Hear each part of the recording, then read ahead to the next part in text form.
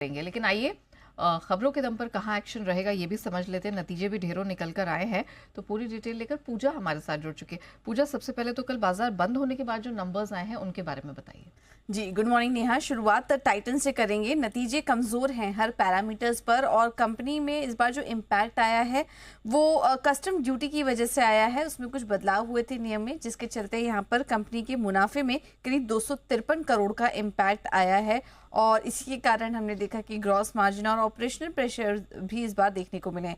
आय 23% बढ़ी है, लेकिन अगर मार्जिन देखेंगे तो 11.2% से घटकर 9.4% के आए हैं। मुनाफे में भी करीब 5% की गिरावट इस बार दर्ज हुई है। ज्वेलरी कारोबार अच्छा रहा है इनका। वॉचेज एंड वेरेबल्स में भी हमने देखा कि 14% की ग्रोथ इस सेगमेंट में देखने को मिली है। हालांकि वॉल्यूम्स में डिक्लाइन था। तो ये कुछ नतीजे हैं। नतीजे अनुमान से कमजोर नजर आ रहे हैं। मेट्रोपोलिस हेल्थ केयर के नतीजे भी अनुमान से कमजोरी हैं। आय में 10% की बढ़त है। कामकाजी मुनाफा 11% से बढ़ा। मुनाफा 15% से बढ़ा है, लेकिन ओवरऑल अगर नंबर्स देखेंगे तो अनुमान से कमजोर नजर आ रहे हैं। टाटा पावर के नतीजे मिले जुले हैं। आय अनुमान से कम है, लेकिन एबिटा और पैट में काफी अच्छी ग्रोथ नजर आई। आय में करीब 5% की ग्रोथ। कामकाजी मुनाफा इनका 38% से बढ़ा है, और मुनाफे में 10% की ग्रोथ इस बार कंपनी ने दर्ज की है। टोरेंट पावर के नतीजे ठीक ठाक ही हैं। ज्यादा कुछ कंसर्न इस बार नजर नहीं आया कंपनी के नतीजों में। आय में 2% की ग्रोथ। कामकाजी मुनाफा 6.5% से बढ़ा। मुनाफे में भी 30% की ग्रोथ कंपनी ने दर्ज की है। और आखिर में बात करते हैं मैक्स फाइनेंशियल्स की। नतीजे कमजोर नजर आ रहे हैं। आय की बात करें तो वहां पर 27% की गिरावट। मुनाफा घटा है इनका 49% से। इसके अलावा मैक्स फाइनेंशियल सर्विसेज को एक्सिस मैक्स लाइफ में मर्ज करके लिस्ट करने के प्लान को मंजूरी मिल चुकी है, ये एक अपडेट आया है। और इसके अलावा subsidiary axis max life insurance board से 1300 करोड़ एनसीडीज जारी करने को मंजूरी मिल चुकी है। ओके, ये कुछ नंबर्स हैं जिनका इम्पैक्ट आज मार्केट खुलने के साथ दिखेगा। लेकिन पूजा, ये भी बताइए आज के ट्रिगर्स और कौन सी खबरें हैं जहां पर ध्यान देना है। बिल्कुल, आज काफ़ी अहम ट्रिगर्स हैं। पहले तो दिल्ली में इलेक्शन की शुरुआत। आज दिल्ली में इलेक्शन है, लेजिस्लेटिव असेंबली इलेक्शन है, तो उस पर नजर रहेगी। और आज से आरबीआई की 3 दिवसीय बैठक शुरू हो जाएगी मॉनेटरी पॉलिसी कमेटी की, तो उस पर भी फोकस रहेगा। नतीजों में आज निफ्टी से कोई अहम नतीजे नहीं आए, लेकिन वायदा बाजार से सूची लंबी है। Abbott India, Cummins, Info Edge, Page Industries, Zydus Life Sciences, Gujarat Gas, Solar Industries जैसी कंपनियां अपने नतीजे घोषित करेंगी, तो इस पर आज फोकस रहेगा।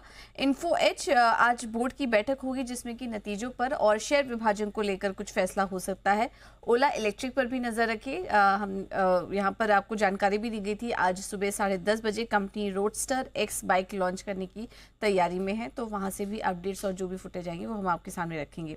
आज प्रधानमंत्री प्रयागराज विजिट करेंगे महाकुंभ मेला में, तो ये भी एक बड़ा इवेंट होगा आज के लिए। और इसके अलावा आज डॉक्टर लाल पैथ लैब्स, श्री सीमेंट, सोना, बीएलडब्ल्यू, कोरोमंडल इंटरनेशनल, इन सभी ने अंतरिम डिविडेंड की घोषणा की थी, तो आज ये एक्स डेट कारोबार करेंगे तमाम कंपनी। ग्लोबल में, यूरोप में पीपीआई के आंकड़े आएंगे दिसंबर महीने के, तो इस पर भी फोकस रहेगा। खबरों वाले शेयर्स में आईईएक्स पर नजर रखिए। जनवरी में मंथली वॉल्यूम्स कंपनी के 16% से बढ़े हैं। ग्रीन मार्केट ने सालाना आधार पर 218% की बढ़ोतरी हासिल की है। आईईएक्स में भी काफी अच्छा कारोबार इस बार का देखा गया। अगर मासिक कारोबार की बात करें तो सालाना आधार पर करीब 150% की बढ़ोतरी यहाँ पर देखने को मिली है। आज बीएसई और सीडीएसएल जैसे स्टॉक्स भी फोकस में रह सकते हैं, क्योंकि एनएसई की तरफ से जो अपडेट आए हैं वो काफी स्ट्रांग आए हैं। आय में 3,517 करोड़ से बढ़कर 4,300 करोड़ के ऊपर के नंबर्स आए हैं, और मुनाफे में भी हमने देखा कि काफी शानदार ग्रोथ देखने को मिली है, तो इसके चलते आज ये दोनों कंपनियां भी फोकस में रहेंगी। आरवीएनएल पर नजर रखिए। कंपनी को ईस्ट कोस्ट रेलवे से करीब 404 करोड़ का एलओए मिला है, यानी कि लेटर ऑफ एक्सेप्टेंस मिला है एक ऑर्डर के लिए। ल्यूपिन पर भी नजर रखें। मीडिया में जो खबरें चल रही थी कंपनी के दवा के अप्रूवल को, उस पर कंपनी का बयान आया, और उनका कहना है कि कंपनी को यूएसएफडीए से एचआईसी दवा के जेनेरिक के लिए शुरुआती मंजूरी फिलहाल मिल चुकी है। और आखिर में बात करते हैं 361 वैम की। कंपनी के ऑफिस में 4 फरवरी को इनकम टैक्स डिपार्टमेंट की सर्च हुई, और अभी ज्यादा कुछ जानकारियां तो नहीं मिली, लेकिन कंपनी ने सर्च के दौरान अधिकारियों के साथ पूरे सहयोग की बात की है। देखना होगा आगे क्या कुछ अपडेट यहाँ से निकल कर आते हैं। चलिए, धन्यवाद पूजा पूरी डिटेल के लिए।